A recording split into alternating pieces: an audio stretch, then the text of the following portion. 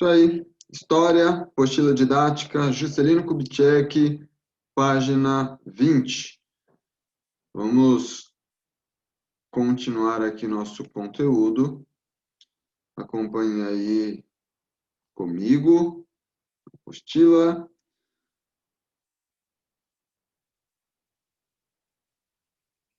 Vamos que vamos. O mandato de Vargas ainda se estenderia até 1955.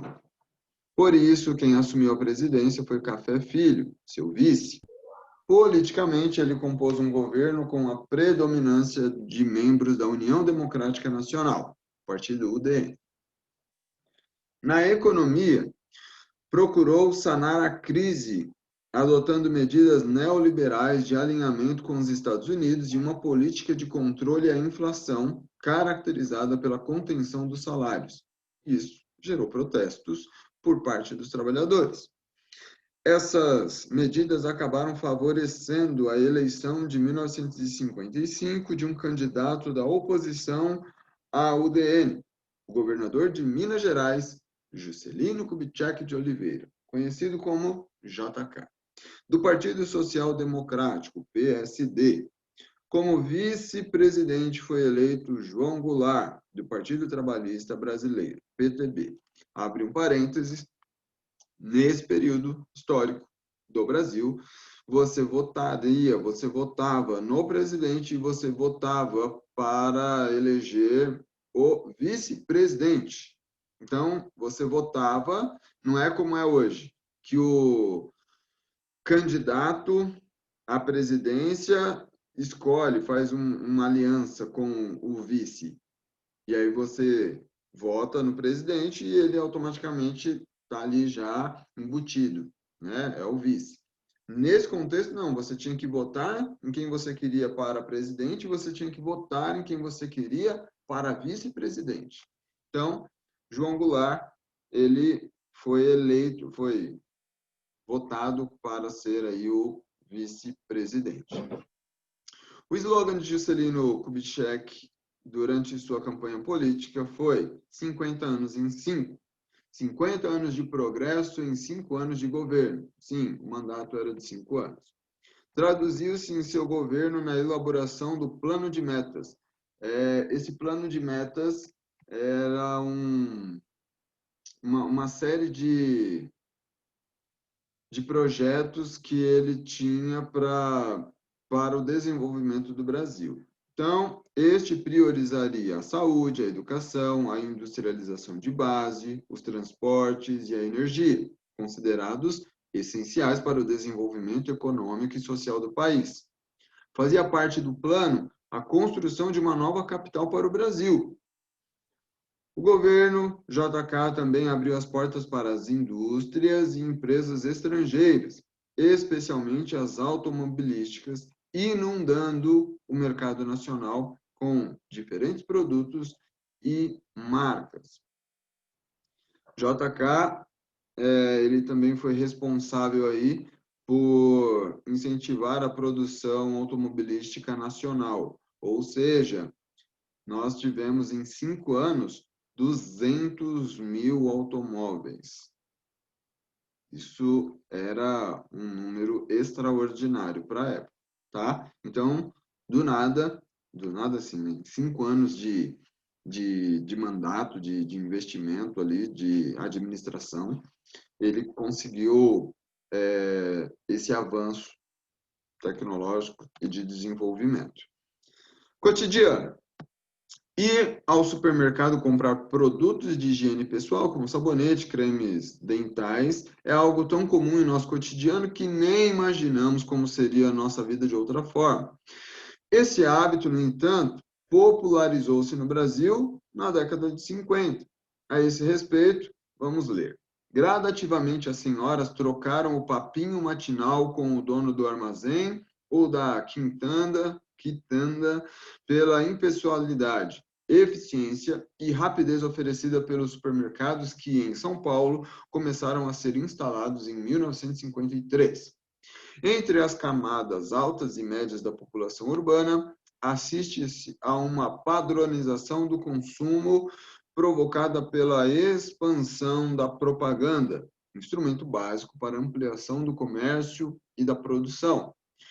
Fios sintéticos, alimentos enlatados, eletrodomésticos e utensílios saltavam das coloridas páginas das revistas semanais, criando novos hábitos e despertando necessidades.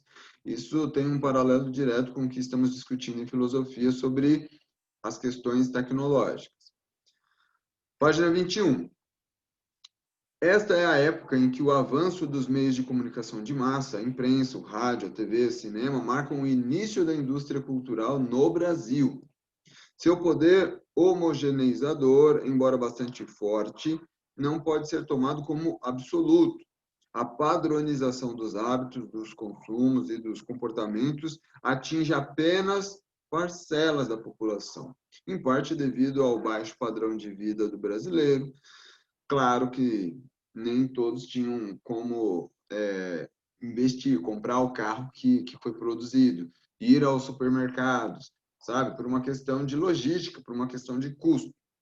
Então, nossa cultura até hoje continua imensamente diferenciada e marcada por conflitos de classes e por desníveis regionais.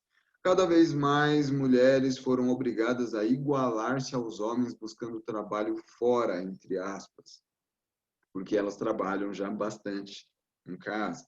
Em 1960, a porcentagem de mulheres no mercado de trabalho era de 16,5% sobre o total da população feminina do país, contra 14,7% no início da década anterior. Então, foi pequeno, mas teve uma evolução. Tá? Nas páginas do material de apoio, você encontrará algumas propagandas que, segundo a autora do texto anterior, saltavam das coloridas páginas das revistas semanais que se popularizavam na década de 50. Muitos dos produtos anunciados nessas propagandas podiam ser facilmente encontrados nas prateleiras dos primeiros supermercados brasileiros. Então, com base no material de apoio, nós temos 3 perguntas aqui para responder. Eu quero só comentar algo. Nem sempre, eu não sei onde cada um de vocês mora e etc., mas nem sempre, quando nós precisamos de algo rápido para casa, nossa, acabou o açúcar, nossa, vai chegar visita, preciso de café, acabou o pó do café, nossa, sabe, algumas coisas mais pontuais, não é fazer uma compra do mês, mas algo que acabou. Nossa, acabou o detergente. Como que acabou o detergente? Meu Deus do céu, onde que vai comprar o detergente? Você não vai até o hipermercado ou ao Carrefour lá da Anhanguera, sabe? Você não vai a um supermercado grande. Às vezes tem uma venda, às vezes tem um mercadinho perto aí da sua casa, do bairro, no outro lado da rua, que vende essas coisas. Pode ser um pouquinho mais caro, mas você ganha tempo, você tem a vantagem de ser próximo, você já resolve. É só uma coisa, só um item, 2. Então você não precisa se locomover, caminhar muito, ou pegar um Uber, ou qualquer coisa assim, para ir até um supermercado. Entretanto, todavia, nós estamos falando de 1950, onde só existiam as quitandas, só existiam os mercadinhos, não existiam os supermercados. Então, nós temos aqui uma revolução, uma evolução, avanço tecnológico. Aí em Jundiaí, aí eu digo porque eu estou aqui em Cajamar, mas tem alguns, né, atacadões aí. Então, aqui também tem, na região aqui também tem. Via de regra, quando você vai até um atacadão, você procura comprar mais do mesmo, ou seja, você acaba comprando uma quantidade maior do mesmo produto, porque você está visando um benefício, um lucro. Doutor, é tipo assim, por exemplo, a minha família, quando a gente vai comprar, fazer compra de mês, a gente vai no atacadão. Uhum. Porque, tipo, foi o que você falou, no mês, por exemplo, detergente, a gente usa uma caixa, vamos supor. Sim. Às vezes uma caixa numa quitanda é o triplo do que você vai gastar no mercado. Certamente. Fazer ser, sabe, detergente. Então, aqui no meu condomínio, tipo, na portaria tem uma quitanda, assim. Então, quando acaba uma coisinha assim, a gente compra lá. Tipo, não vale a pena sair do Medeiros, né? Tipo, o Medeiros é no fim do mundo. Pra ir até o centro de Jundiaí pra comprar um detergente. Lógico que é mais barato, mas às vezes, tipo, lá é 50 centavos, aqui é R$2.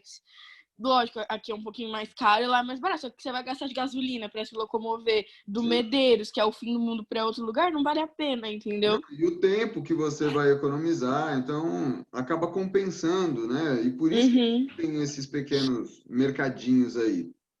Exatamente para suprir essas necessidades pontuais do dia a dia, essa emergência. Nossa, acabou o sabão em pó, preciso lavar roupa. E agora? Você vai e compra, ué. Às vezes vai ser R$2 mais caro do que no mercado que você iria, mas você precisa rápido ali, resolve, né? Então, por isso que nós temos esses mercadinhos aí. Agora, ontem nós comentamos, por exemplo, lá do energético, lá, o Monster. Eu não sei quanto custa aquilo, mas, por exemplo... Eu não quero nem saber, porque isso daqui, pelo menos aonde eu compro, eu acho uma facada. Tipo, tem lugar que é R$12. Cada latinha daquela? Tem lugar que é tipo 6. Acho que abaixo de 6, eu acho que não tem. Nunca vi abaixo de R$6, mais barato que eu comprei é 6. Professor, eu e o Luiz, um dia a gente saiu aí, era tipo o lugar mais roubado que a gente já foi. A água era R$8, tipo, uma garrafa de água era 8 e o Monster era 16. Era, tipo, eu e você? Isso é muito caro. Lá em janeiro, lá na festa que a gente encontrou o Diego, foi o Otávio. Ah, tá, viado. Ah, verdade. Ô, Luiz, tá te complicando, hein, Thiago? Não, eu juro, é verdade. Aqui no bairro tava R$10, senhor, a garrafa. Senhor, é mais ou menos entre 6 e 20, vai. Acho que não chega a 18, não chega, mas é mais ou menos entre, assim. Mas eu não entendo, eu acho, senhor, que Monster é tão caro porque virou modinha. Porque antes devia ser R$5. Só é caro agora porque virou modinha. Pessoas... Porque assim, às vezes você fala... sempre foi modinha. Senhor, Monster aqui. É um... Ele sempre é que assim, senhor, Monster é um energético normal, igual o outro. Tipo, você não... Só que a gente compra mais pela marca Monster do que por ser um energético. Se eu quisesse realmente um energético, eu ia comprar um de galão de 1 litro, que ia ser o mesmo preço. Tipo, ia ser R$12 um galão de 1 litro, que ia durar mais. Só compra porque é a marca Monster, entendeu? Pra você gravar vídeo no TikTok. É só por isso. A gente tá falando de Monster e eu tô comprando um monte de latinha pra fazer uma parede só dessas latas aqui no meu quarto. Mas eu fiz a mesma coisa, amiga. Ontem a gente tava vendo a Rafaela, eu não vou nem comentar da Rafaela, tá? Porque quando eu morrer, eu tenho certeza que a Rafaela vai morrer primeiro. A Rafaela vai morrer primeiro, entendeu? Porque, senhor, eu comprei um monte, cara. Eu tenho, tipo, não se compara ao da Rafaela, né? Mas eu tenho um bagulhinho em todas as latas. Minha mãe, se minha mãe pudesse, ela me colocava pra dormir, pegava todas as latas e jogava tudo fora. Porque minha mãe acha que é entulho, né? Ela não quer entulho dentro do quarto. Por ela jogava fora. Mas eu fico com um peso mais leve. Inclusive, ontem acabou a aula, eu fui, mãe, a Rafaela vai morrer primeiro, viu? Fica tranquila que o meu coração está saudável, porque a Rafaela vai primeiro. Porque, nossa, Rafaela, quantos Monsters você toma por dia? Se eu tomo um por dia, minha mãe já me dá 1 litro de água que é para limpar o organismo. Se eu tomo, a Rafaela deve tomar umas 5 latas. Pessoas, por dia. Se eu tomo 2, gente, a minha mãe já fica tipo... Ó, abram lá o material de apoio, vejam as imagens e respondam essas 3 perguntas aí, vai. Dá uns 5 minutinhos. Algum desses produtos ainda podem ser encontrados atualmente nos grandes supermercados? Alguns, tipo os enlatados, sim, mas não das mesmas marcas, ou não como era antes. Tá, Aqui no Brasil até tem, mas não é tão comum. Lá nos Estados Unidos é muito mais Lá é muito comum mais comum. Lá tem, tipo, você tudo em lata. encontrar, exato. Mas vocês já, por exemplo, compraram, as famílias aí compraram feijão, por exemplo, enlatado? Eu Não, nunca acho comprei, que senhor, Bem, mas Rafa, você eu sei que gostou? existe. Aqui em casa a gente não é muito Sim. enlatado. Então, tem algumas coisas que, vamos lá, existem certos preconceitos, né? Falar, enlatado é ruim, industrializado é ruim. não é. Calma, não é bagunçado assim também, né? É Então, que nós assim, senhor, nos temos... Estados Unidos é muito mais frequente você ir no mercado e ver, tipo, sopa enlatada, feijão enlatado, carne enlatada, e as pessoas compram. Tipo, Sim, É do muito mesmo mais jeito que fácil a pra eles. gente vai no açougue comprar carne para fazer a comida, eles vão no mercado e compram uma carne enlatada. É muito mais comum lá. Agora aqui acho que tem o básico. Até tem algumas coisas, tipo, quando eu vou no mercado com a minha mãe, até tem feijão na lata, algumas sopas na lata, mas, tipo, não é comum você imaginar, tipo, você abre a gaveta da sua cozinha e ter isso, diferente de outros lugares. No máximo, aqui em casa tem, tipo, atum enlatado, algo assim, mas nada... ou seja, você já está respondendo a segunda pergunta. Vocês consomem produtos enlatados? Via de regra, sardinha, um atum, Um legume, tipo, a ervilha. azeitona, milho, né? Uhum. Ixi, a Rafa fez careta, ela não gosta. A Não Nicole gosto também de não. azeitona, o resto sim. Eu não gosto de Nossa, Rafael, azeitona, azeitona é muito bom. nem ervilha. O resto A é ervilha eu bom. também não curto muito, Não, não. tem muita Nossa, coisa gente, enlatada é que eu não muito bom. gosto. Eu não gosto de ervilha. Eu não gosto, mas eu como. Eu Eu como, como. mas não é... Adoro. Eu não Não é colocaria tipo, no que meu prato, assim. delícia. Eu também não. Mas, Tem gente que tipo, nem pega ervilha com sopa de muita ervilha. ervilha, eu gosto. Sopa de ervilha. É muito bom, senhor. É muito bom, senhor. É muito bom. Ok. Nossa. 3. Aqui você atribuiu a comercialização desses produtos durante tantas décadas. Senhor, toda vez que eu leio isso, eu imagino a Segunda Guerra Mundial, porque dizem que... Não só a Segunda, porque dizem que Gente, eu começou lembro lá, também. né? Porque, tipo, é mais fácil, é prático e duram mais. Aí eu sempre lembro as guerras, que era isso que eles comiam. Vocês já tiveram a oportunidade de ir a alguma fazenda, algum sítio, ou dormir numa pousada que tinha, tipo, vaca, e aí o cara ia lá, tirava o leite da vaca para você Infelizmente tomar o sim, leite senhor. mesmo? Já, senhor. Infelizmente Deus sim. que me dibre, senhor. Infelizmente sim, senhor. É horrível. É uma baita Leite de de uma vaca puro é experiência. horrível. Vocês precisam tomar o leite da vaca, da fonte original Senhor, ali. eu tomei e eu quase vomitei. Juro. Não dá. Não dá, Eu não senhor. tomo Não leite, sabe? Leite puro. Eu não consigo. Eu amo Eu leite também puro, não normal. consigo É muito Sabe bom. Eu quando gosto, colocam mas leite eu no não copo todo, eu tomo fico sempre. tipo, você tá bem? É que assim, senhor, o leite é a mesma coisa que a carne ou qualquer outro tipo de coisa. Vamos dar exemplo prático, fígado de boi. Ninguém gosta de comer fígado de boi, mas se você come e ninguém te avisa que você vai falar, é um bife. Fala por experiência própria, que uma vez minha mãe comprou, eu falei, tá, não é a mesma coisa, é muito diferente. Mas como eu falei, tá, nunca tinha provado fígado antes, beleza. Deve ser bife, né? E depois ela me falou, eu falei, nunca mais comi o negócio, né? É a mesma coisa que leite. Se você vê lá ele tirando leite, pá, Depois que minha você vai irmã ficar viu, meio... depois que minha irmã viu tirando leite da vaca, ela ficou 2 anos sem tomar leite. Senhor. Tudo que Não, tinha leite ó. ela não tomava. Quando ela viu tirando mesmo da vaca, ela não tomou É. mais leite. Ó, Não vamos tomou. lá. Agora ela A voltou, depois de Kenita uns estava 2 anos. comentando ali, inclusive. Eu não gosto tanto de fígado, não é porque é o fígado, é porque a É textura, o o sabor, sabor, o a cheiro é textura, o sabor é diferente, estranho. tá? Agora, o leite, nós normalmente não gostamos, na verdade, porque nós não estamos acostumados, porque é muito mais forte. E o que eu quero dizer ponto que eu quero chegar o leite tirado da vaca, se você deixar de um dia para o outro fora da geladeira, já era.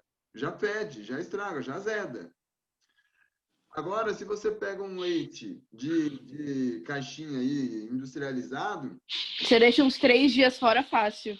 Ou até mais. E fica lá no mercado, sem refrigeração, dura 6 meses, sei lá eu quanto tempo. Aí você fala, como? Como? Simples, não é leite. Não E é tem leite. vários tipos agora, né? Não é Tem o leite. integral, tem o desnatado, o semi-desnatado, tem um Tem monte. lactose, Zero. Tem tem vários. lactose. Então, assim, nós temos qualquer coisa branca ali dentro da caixinha, menos É leite. que ele passa por uma industrialização, né, senhor? É tipo enlatado. Enlatado, quando você pensa em enlatado, é um negócio que dura mais. Só que, Sim. tipo, se você, por exemplo, é atum que vem enlatado, se você vai lá, pesca um atum, faz todas as coisas com ele e deixa ele fora da geladeira 2, 3 dias, já vai estar fedendo. Agora, enlatado dura muito tempo. Por que eles comiam isso na guerra? Porque durava muito tempo. E a gente também tem na gaveta e dura muito tempo no mercado a mesma coisa. Mas se não passa por esse processo de industrialização, não dura nem 3 dias fora da geladeira. Porque eles colocam muito conservante, muita coisa nada a ver. Tipo o que a gente estava comentando na aula de geografia sobre os legumes e tal, que eles colocam muita coisa nos legumes para ele ficar daquele jeito e durar lá na prateleira do mercado. Mas, Mas tem caneta branca? Não só o leite, Acho que mas eu tenho. até suco de laranja. Tudo bem, o sabor é diferente, mas nós percebemos que a validade dele é impressionante, porque ele dura muito tempo. É igual o suco Tang, aquilo lá é tudo menos suco, cara. Não, mas eu digo os sucos de laranja que já vem no o suco mesmo. Tipo o suco prático. Integral. Isso. Mas aí você lê, não tem conservante, não tem não sei o quê. Como é que dura? 100% natural. O suco que você pega laranja e Como é que espreme... fica daquela cor? Não tem como ficar não daquela dura. cor. O suco de laranja não é daquela cor. É igual molho de tomate. O molho de Ontem, inclusive, eu fui fazer panqueca. Aí eu vi que não tinha molho de tomate. Aí eu falei, tá, minha mãe não vai subir pra comprar. Eu peguei o tomate, bati o tomate no liquidificador, fiz o molho. Eu falei, cara, não ficou nem da mesma cor. Tipo, como é que aquilo... Não tem nada a ver. A minha vizinha, a gente comprou 25 quilos de tomate. E a minha vizinha fez molho de tomate. Então, a gente usa o molho de tomate natural, praticamente. Dura por muito tempo. E não tem nada a ver. O gosto é totalmente diferente do que o industrializado. E o suco de laranja, eu tenho um aqui de 5 litros na minha geladeira. Que nem... ele tá meio mais escuro pra baixo e pra cima tá mais claro. Sim. Eu falei assim, não tem lógica. Então, respondendo, sim, por uma questão aí de praticidade e por uma questão que as mulheres começaram também a ir para o mercado de trabalho. Ou seja, vocês precisam considerar isso dentro do contexto histórico. Se a mulher não fica mais dentro de casa o tempo todo... Não tem comida fresca todos os dias, esse tipo de coisa. Então, tem que ser uma comida que dure mais. Exato. E que seja muito mais rápido, muito mais simples, rápido de fazer, né? Porque a mulher trabalhou o dia inteiro, ela ainda vai ter que chegar em casa para cozinhar, para comer, para a família inteira comer. Então, e não é tipo só cozinhar igual hoje, que você vai pegar o saco de arroz na gaveta, você vai pegar o leite, era muito mais trabalhoso. Exatamente. Então, eu vou deixar aqui essa questão da... Você faz a história da página 21, nós vamos para a construção de Brasília, página 22. Nós temos o projeto mais ambicioso do governo de JK foi a construção de uma nova capital para o país. Ainda que a ideia não fosse nova e já constasse na Constituição de 1891, Brasília, erguida na região central entre os anos de 1957 e 1960, promoveu maior integração do Centro-Oeste com o restante do país e ajudou o mercado interno nacional. Talvez seja uma curiosidade a legenda ao lado aí da imagem. Para a construção da nova capital, foi criada a Companhia Urbanizadora da Nova Capital, a Nova CAP. O arquiteto Oscar Niemeyer, nomeado o diretor técnico da Nova CAP, propôs um concurso para a escolha do plano urbanístico da nova cidade, denominado Plano Piloto.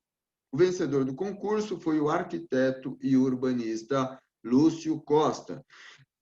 Curioso, porque, via de regra, nós não escutamos o nome de Lúcio Costa, nós só escutamos Oscar Niemeyer, ele que era o diretor, o arquiteto responsável. Então, na verdade, teve um concurso, teve um projeto, uma proposta, e esse Lúcio Costa, que, na verdade, de certa forma, teve o projeto aprovado, idealizou a nossa capital, né, que é semelhante ali a um avião. Continuando. Vou ler a legenda, vai, dessa imagem. Senhor, eu vou beber água rapidinho, tá? Já Vai volto. lá.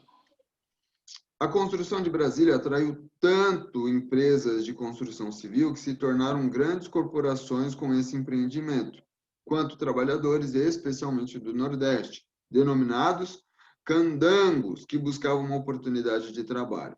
A realidade estabelecida em Brasília simboliza um quadro que se alastra pelo país, marcado pelo aumento da desigualdade social ao longo do tempo. Enquanto Brasília reúne grande parte da riqueza nacional, as cidades ao seu redor apresentam renda inferior e piores índices de qualidade de vida. JK construiu Brasília, mas a que custo? No fim das contas, mandando um spoiler já, o custo de vida do Brasil, do brasileiro, aumentou, subiu. As dívidas aumentaram. Então, teve um custo a curto, médio e longo prazo, a construção de Brasília. A desigualdade aumentando e tudo isso que nós vimos aí. Aí, se você olha para Brasília e fala, uau, é uma cidade planejada, nossa, é dos sonhos. Você não vê fios na rua, é tudo subterrâneo. Uau, que legal, que impressionante. Mas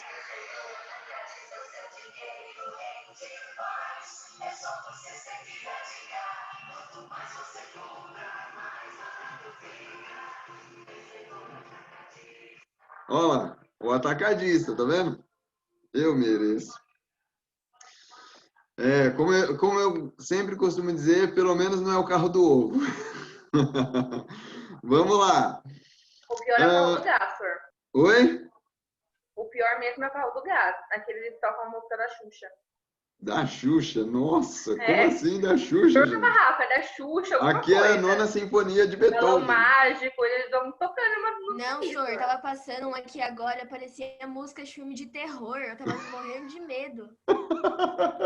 Não, aqui no bairro tem umas músicas que passam dos carros que é surreal. Você fala, como é que tem coragem? Não, senhor, ou é música de enterro, ou é da Xuxa, ou toca do nada Marília Mendonça, 8 horas da manhã. É isso. É assim mesmo, realmente. É muito assim. Ok. Então, continuando aqui. A realização desse empreendimento, no entanto, custou muito caro ao Brasil, que precisou recorrer a uma série de empréstimos estrangeiros, o que contribuiu para aumentar a dívida externa. Para tentar sanar a crise econômica, JK solicitou novo empréstimo aos Estados Unidos, que condicionou a liberação do dinheiro ao FMI, Fundo Monetário Internacional, para liberar o empréstimo. Olha a sacada. Porém, o FMI impôs algumas condições, como o controle da inflação, o que exigiria a tomada de medidas impopulares. Visando evitar o desgaste de sua imagem, o presidente tomou uma atitude teatral, rompendo com o órgão. O governo de JK foi marcado pela estabilidade política, deixando como herança, além de muitas realizações concretas, como Brasília, uma grande crise econômica. Só quero comentar isso aqui. Ok. JK construiu Brasília e afundou o país em dívidas. Ponto. JK, ele tinha uma articulação política muito boa. Então, ele conseguia conversar e negociar com os mais simples, com a galera do campo, e ele conseguia arguir, ele conseguia negociar com a galera da cidade, com os empresários. Então, ele tinha esse meio campo aqui, esse jogo de cintura político, o que era muito bom. O que o FMI fez para emprestar dinheiro para o Brasil? Falou, oh, Brasil, beleza, vou emprestar dinheiro de novo, mas tem algumas condições. Para eu emprestar dinheiro para vocês, você vai ter que desvalorizar um pouco aí a sua moeda. Sua moeda está muito forte. Então, baixa aí um pouco o valor da sua moeda. Tudo isso, é claro, visando domínio, monopólio, poder. Então, isso se deu. Com isso, as coisas começaram a serem inflacionadas, subir o preço. No mercado, subiu o preço. No transporte, subiu o preço. Tudo começou a ficar mais caro. A moeda, então, desvalorizou. Por isso que nós temos esse paradoxo no governo de JK. Ao mesmo tempo que ele conseguiu uma articulação, uma estabilidade política, ele deixou uma crise econômica. Continuando aqui, Carmen Miranda. A década de 50 foi um período de efervescência cultural para o Brasil. O rádio ainda era um importante veículo de informação e entretenimento. Tinha novelas que se passavam só pelo rádio. Então, você ouvia a novela, você acompanhava a novela pelo rádio. Depois que, né, a TV começou a ficar mais popular e etc.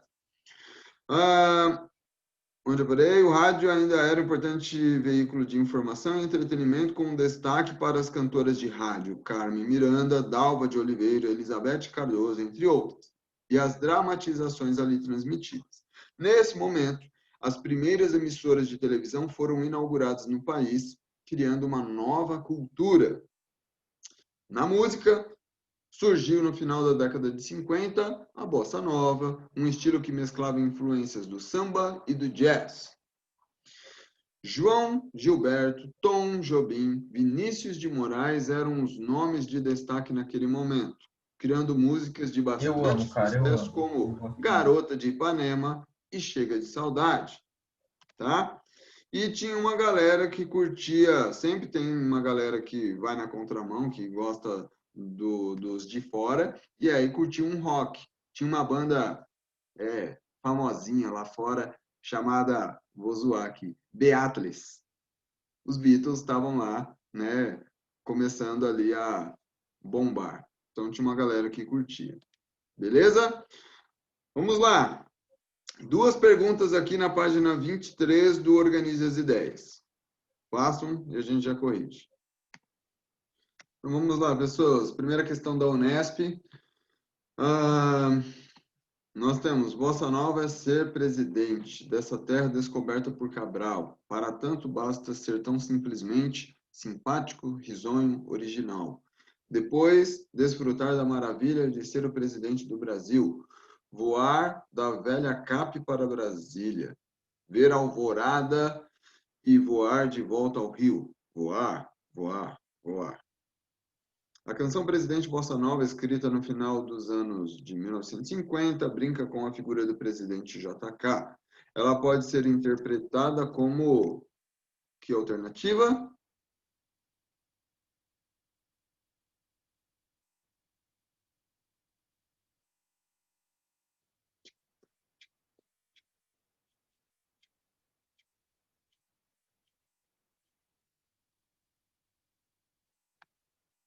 E aí, alternativa A, B, C, D ou E?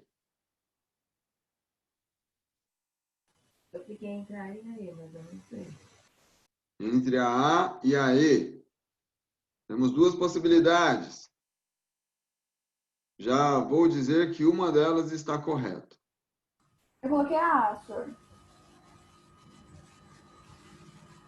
Aço. Ah, senhor. Aço. Alternativa correta, letra A. A representação de um Brasil moderno, manifestado na construção de nova capital e na busca de novos valores e formas de expressão cultural. Muito bem. 2. Retorne à página de abertura do capítulo e reflita. A construção da nova capital do país de fato contribuiu para a integração do território nacional? Sim ou não?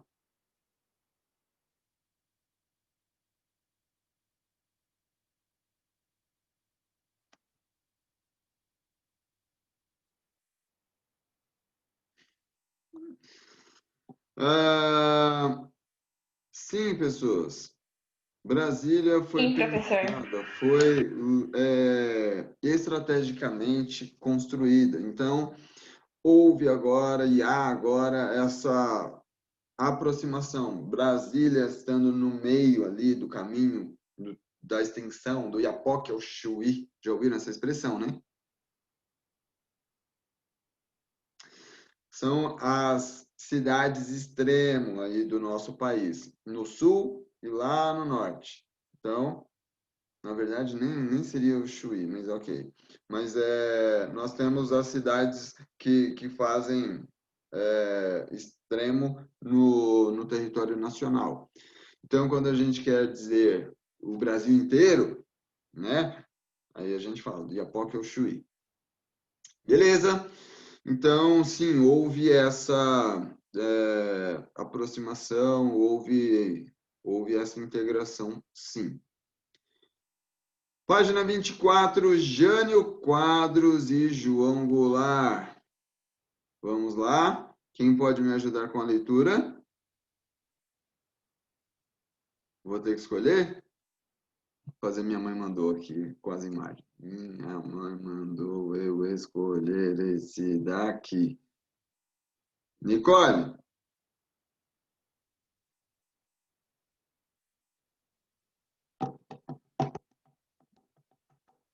Oi, professor. Comece a leitura pra gente, por gentileza. Só pra saber, você quer que eu leia até onde? Porque eu Vamos vou ver. ficar parando a cada parágrafo. Não para não. Ó, vejamos. Você pode ler até o UDN ali, vai para... Não, leia a página 24, vai. É pouco, tem muita imagem. Nas eleições presidenciais para o mandato de 1960 a 1965, Jânio Quadros foi vitorioso, apoiado pelo Partido Democrata Cristão, PDC, e pela União Democrática Nacional, UDN. João Goulart foi eleito vice-presidente pelo Partido Trabalhista Brasileiro, PTB. O mandato desse presidente, porém, foi bastante curto. 7 meses depois da posse, Jânio renunciava. Marcado pela instabilidade política e econômica e sem um programa claro para combater a inflação.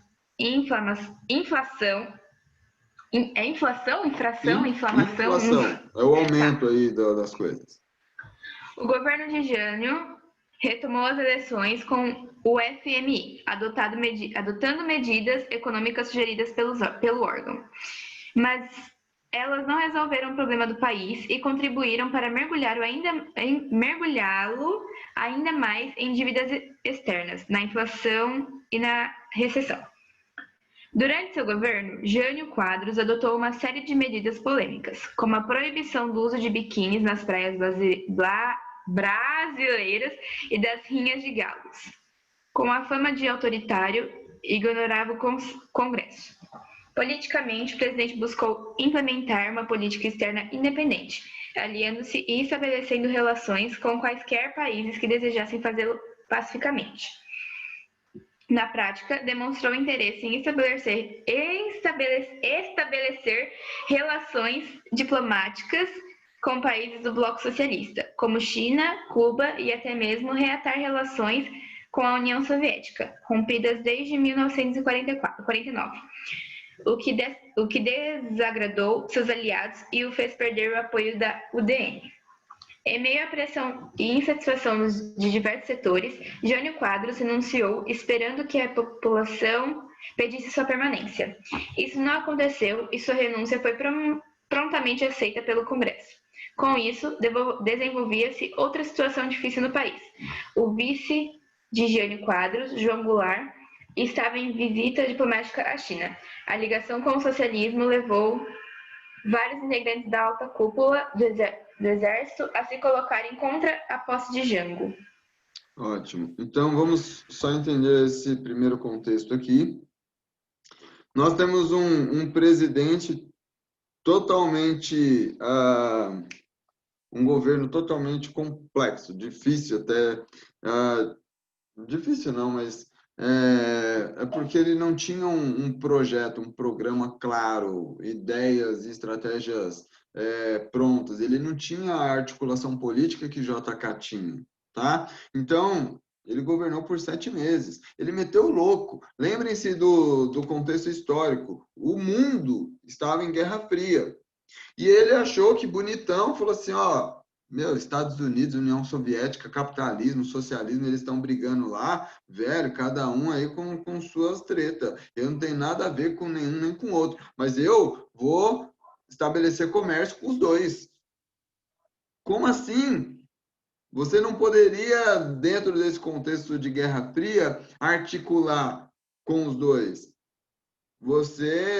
Era como se você estivesse se colocando acima de tudo isso, acima dos dois.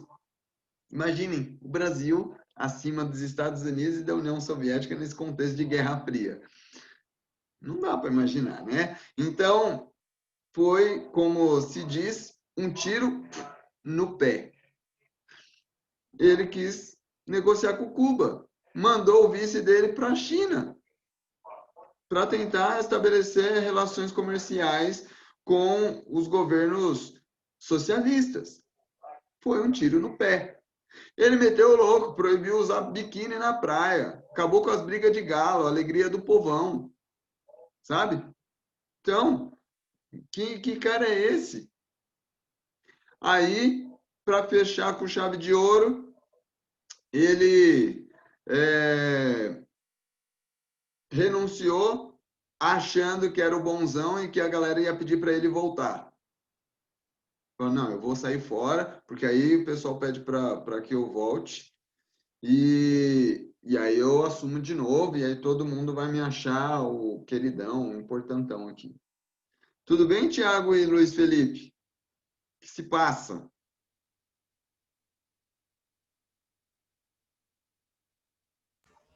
Tudo certo, senhor. Tudo certo? Então, nós temos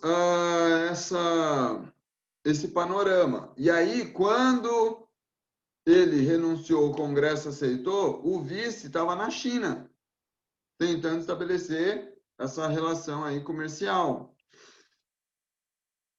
Como assim? O cara renunciou? Vou ter que voltar, vou ter que assumir a presidência? O exército já começou a crescer os olhos, a ficar mais esperto, ficar mais atento, querer até impedir aí que o vice assumisse. Então, nós veremos. Isadora, continua a leitura para a gente da página 25. É o início da página 25, né? Página 25. Lê até o final? Leia até questões indígenas lá. Exato. Tá. Os militares solicitaram ao Congresso a passagem provisória do cargo ao presidente da Câmara dos Deputados, Palmieri Mazzilli, porém não foram atendidos. As opiniões se dividiam. Leonel Brizola, governador do Rio Grande do Sul, liderando a campanha pela legalidade, defendeu a posse de Goulart, ameaçando intervir militarmente caso isso não acontecesse. Em busca de um meio termo, o Congresso propôs que o presidente assumisse o cargo. Porém, o sistema de governo passaria a ser o parlamentarista. Com tal medida, os defensores do parlamentarismo desejavam garantir ao Congresso poderes para intervir caso o presidente tentasse implantar medidas socialistas no país. Entre 1961 e 1963, o país viveu momentos muito conturbados, nos quais os 3 primeiros ministros se sucederam no cargo.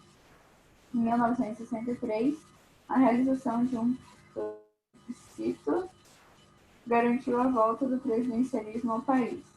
Com os poderes ampliados, João Goulart lançou o Plano Trienal, com o objetivo de contornar a crise e retomar o crescimento econômico. Assim, previa a implantação das reformas de base. A reforma agrária avançava sobre o latifúndio e impactava a produção e a renda do campo.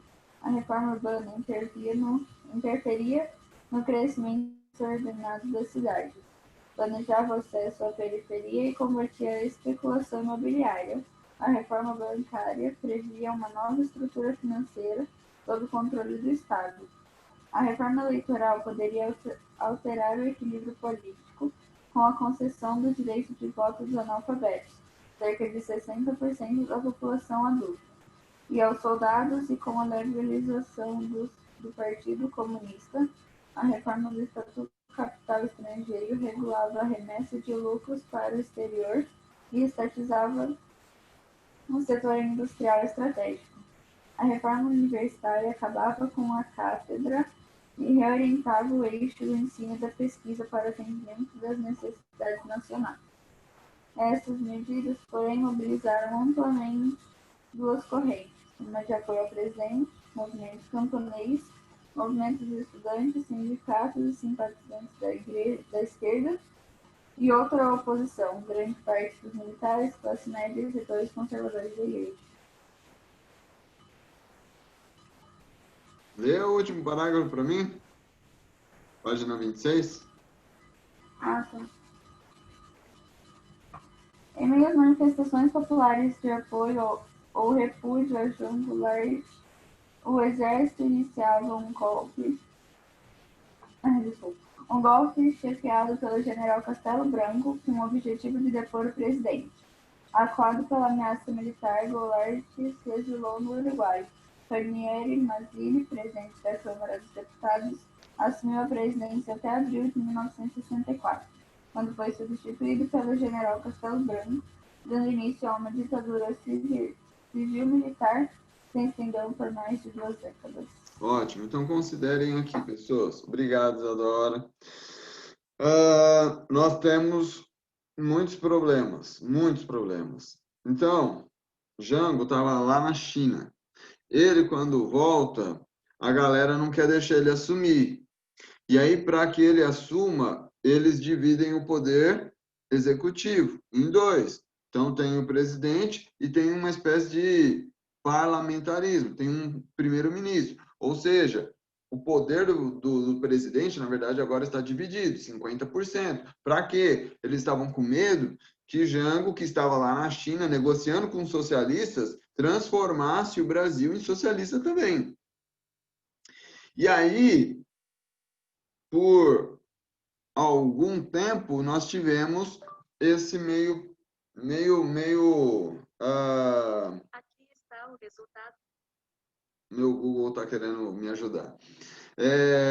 Nós tínhamos essa divisão aí do poder executivo, o presidente e o primeiro-ministro, uma espécie de parlamentarismo. Então, as coisas, na verdade, não caminhavam, porque enquanto um queria uma coisa, o outro queria outra. Não. E aí você não tem poder, você não tem autonomia, até que tivemos o plebiscito.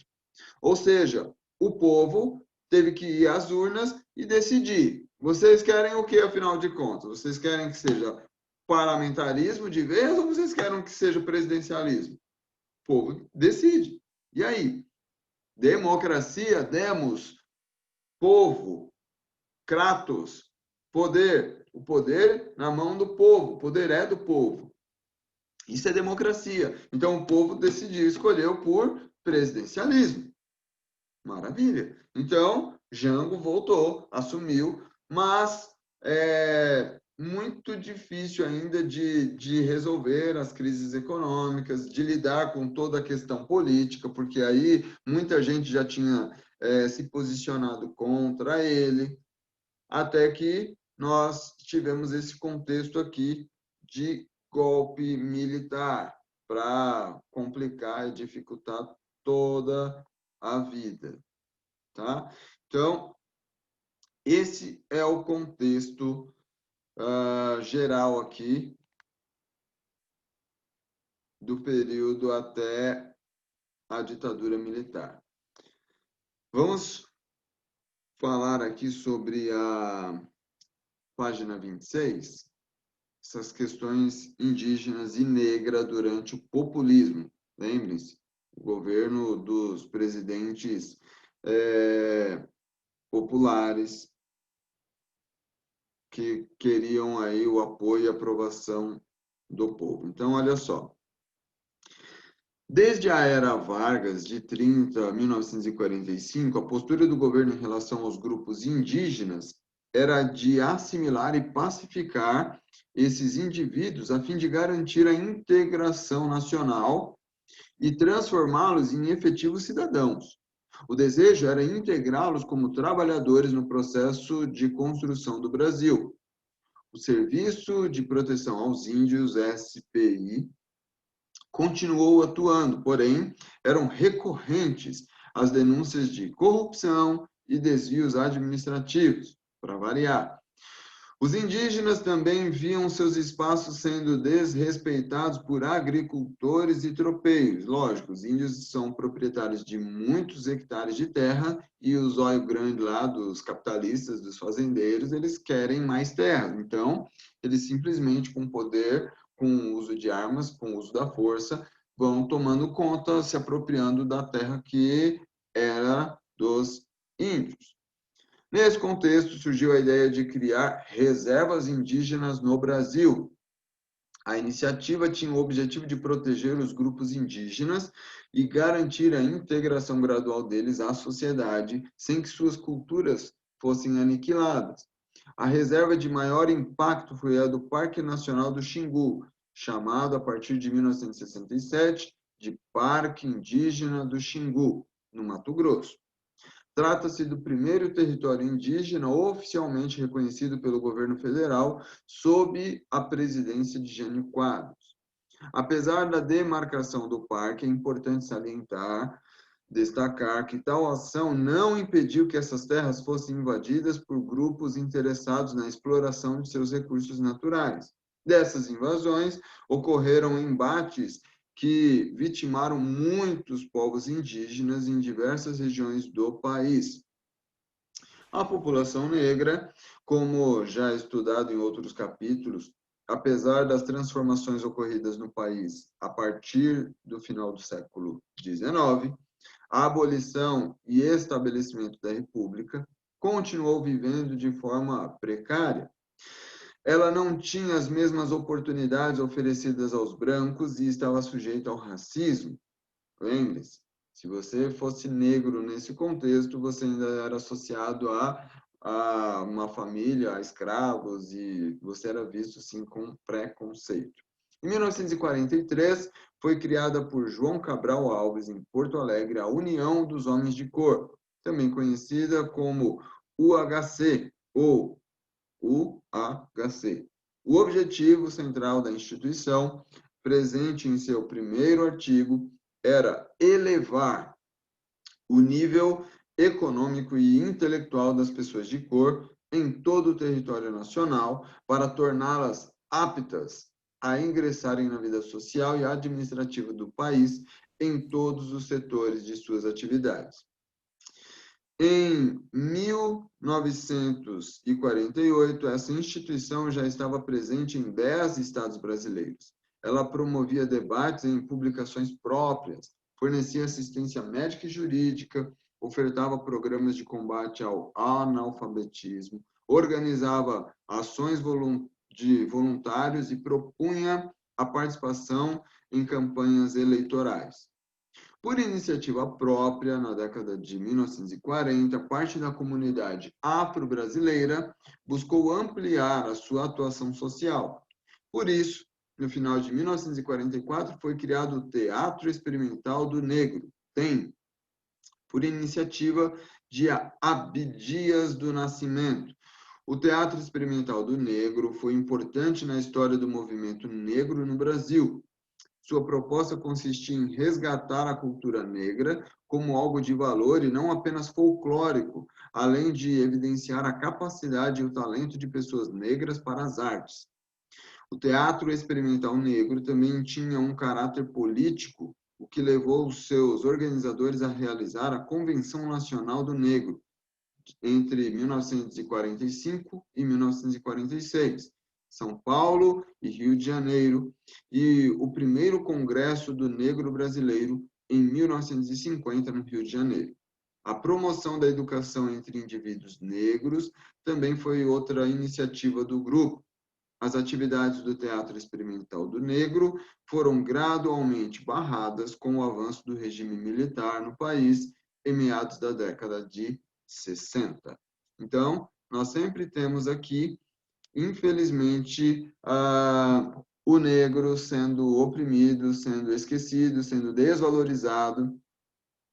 E se vocês considerarem até hoje, pessoas negras dificilmente ascendem ao poder. Ou seja, qual foi a última vez que você foi ao hospital e foi atendido por um médico negro? Qual foi a última vez que você viu um advogado, um juiz negro dando uma entrevista? Então, você pode considerar e refletir aí que ainda hoje nós temos, infelizmente, essa dificuldade de ascensão dos negros à posição aí de destaque. Nós temos várias medidas, várias propostas. Nós temos, inclusive, aí na educação, a questão das cotas. Tudo isso para ajudar, para minimizar e, de certa forma, não só beneficiar, mas até compensar um pouco do sofrimento causado. Então, considerem isso. Nós temos aí na América do Norte, lá nos Estados Unidos, nós tivemos Barack Obama, um presidente negro. Mas não é comum, não é algo que se vê, entre aspas, aqui todo dia, principalmente no nosso país. E aí nós temos algumas questões, 6 especificamente, até a página 28, para fazermos. E nós precisamos corrigir. Bom dia, professor Casemiro! Bom dia, professor. Bom dia, pessoal. Fala, Rafa. Coragem, Rafa. Eu não estou ouvindo você, né, ô bonita? Sor, tudo isso de exercício, dá uma folga pra gente, pelo amor de Deus. Folga? Que folga? Você você está no sofá da sua casa. Sor, eu também, eu concordo com a Rafaela. Já tem, tem trabalho a sua, de outros professores. Assim, cara, não tá dando, não. Claro que tá. É que assim, sor, vocês estão achando só porque a gente fica em casa, né? A gente não tem só a sua matéria, a gente tem mais um monte de matéria, entendeu? Tem um montão de coisa pra fazer. Entendeu? Você não tem apenas a escola. A propósito, todos já enviaram minhas atividades, né? Não. Uma das não. Sor, até hoje, não vacilem, eu vou começar o tempo não para, não vacilem. Sor, o dia de hoje vai até as 23h59. Exatamente. Na verdade, sor, a sua VA Cara, que você falou sobre o voto feminino, né? Eu custei pra não escrever 5 páginas, viu? Olha. Então, você aceita que eu escrevi, acho que o quê? 3 parágrafos, marca a força do ódio que eu queria escrever mais. Então, assim, se eu não tirar uma nota boa nesse negócio, cara, a culpa vai ser sua, senhor. Tive Hoje que à resumir noite, 5 páginas em 3 parágrafos. hoje à noite eu vou pedalar e vou estar acompanhando, hein? Quem vai me entregar? Exatamente, Carol. Até as 23h59. 23h59, senhor. Senhor, 23h59. Vai ver, 23h58 vai estar lá a mensagem. Nicole enviou. Bem isso. Exatamente. Já aconteceu. Senhor, eu vou ser assim 23h59 eu enviar, senhor. Eu vou ser assim com o seu trabalho, senhor. Porque, cara, você passou uma VA com um tema legal, voto feminino. Aí você vai lá e passa um trabalho, cara. Senhor, é muito chato o tema do seu trabalho, cara. Tô dando muita preguiça de fazer. Eu comecei, ó, já tentei fazer umas 3 vezes e abandonei. Ô, Anitta, me defina. Defina pra mim. Trabalho. Ah, senhor, trabalho é um negócio que é obrigado a fazer, entendeu? Faça chuva ou sol. Muito bem. Infelizmente. Não é muito trabalhoso. Não é atividade recreativa, não é lazer. Mas, não senhor, mas assim, disso. eu vejo que assim, você, por exemplo, seu trabalho é ser professor. Você, eu acho, pelo menos, que você gosta de ser professor, né? Então, assim, Essa é a ideia. É legal pra você. Assim, aí agora você passa um trabalho que eu não escolhi fazer, eu não quero fazer, e ainda é chato pra caramba, e eu não gosto, eu não quero fazer. Bom, chato. Você tem essa coragem, sabe, de ser professor, porque é a última coisa que eu faria da minha vida. Exatamente. Realmente. Eu concordo que não é algo pra... tá dialogando ali com a mamãe, né, Rafa? Uhum. Eu concordo que a docência não é para todos, tá? Então, nós precisamos, de fato, fazer algo Dar valor por quem aceitou essa profissão, né? Porque, tipo, aceitou, você não, pergunta escolheu, pra... né? Ô, Escolheu. senhor, eu quero escolher. Eu vou escolher essa profissão pra mim fazer. A maioria das pessoas não querem. Então, assim, acho que a gente tem que dar valor para quem escolheu essa profissão, porque não é fácil. No é realmente máximo, um dom, né? No máximo eu seria professora de faculdade, mas não. Eu seria só infantil, porque se eu pegasse alguém da nossa idade, uma turma que nem da nossa idade, eu não daria certo, não. Eu seria no máximo de faculdade. Eu só daria certo com criança pequenininha. Só com criança. Isso é interessante, porque eu já trabalhei, eu já dei aula para o meu filho. Ele tinha 4 anos. Então, assim, eu trabalhei com Escola da Inteligência, uma disciplina socioemocional. Mas eu não tenho perfil para trabalhar com crianças tão pequenas. Elas são mais carinhosas, mais afetuosas. Você entra na sala, elas querem abraçar e tal, mas você está explicando, aí ela levanta a mão. Você sabia que meu pai, ele comprou batata palha pra gente cantar ontem à noite? Senhor, tem uma, inclusive, eu lembrei muito da Nicole esses dias, porque tem uma amiga da minha tia que ela tem um filho pequeno, ele tem acho que tipo 1 ano e ela tava precisando de babá. Eu lembrei na hora da Nicole, né? Mas tudo bem. Tá, vou contar outra coisa. Tem um casal que se mudou aqui na minha rua. E eles têm uma menininha que ela tem 4 anos. Mas, senhor, eu acho que assim, daqui 1 ano ela tá maior do que eu, porque ela não parece ter 4 anos. Uhum. Aí ela é apaixonada por cachorro e a gente tem 3. Aí toda vez que a gente passa na rua, ela quer ir, quer fazer carinho, assim. A Meleca, uma das minhas cachorras, ela não gosta de criança. Aí ela, tipo assim, ela é fissurada na Meleca. Por que na Meleca? Não sei, mas tudo bem. Aí, senhor, um dia era 7 horas da manhã, toca a campainha. 7 horas da manhã. Ela ficou na minha porta, senhor, das 7 da manhã até a hora do almoço, porque ela queria vir brincar com os cachorros. Lógico, a gente deixou ela vir no fim de semana. Senhor, deu 5 minutos, eu queria já levar a menina embora. Porque eu não aguentava mais, senhor. Ou seja, eu não tenho o mínimo dom. Não tenho o mínimo dom. Então, eu amo criança. Bebezinho dorme no meu colo. E eu também. Todos que eu pego dormem. Eu toco terror com a criança. Eu viro outra criança, viu? Todo mundo que me conhece sabe que eu amo criança. A minha paciência acaba. É meio assim. Senhor, eu tenho paciência só com cachorro. Então, que eu escolhi, provavelmente vai ser com criança. E que nem eu queria trabalhar com crianças especiais. Crianças com deficiência, essas coisas. Eu adoro. Olha o cachorrinho que eu fotografei esses dias. Ai, que lindo! Ai, eu adoro! Ai, que lindo! Cachorros são os do lado, tá? Tá, sir. Ai, que bonitinho. Nossa. Ai, eu adoro. Olha que Sir, lindo. eu me dou muito melhor com cachorro do que com criança. É muito mais fácil. Eu me dou melhor com cachorro e criança. São as Eu me dou únicas melhor com coisas os que- dois. Eu preciso ir nessa. Professor Casemiro, Tchau, sir.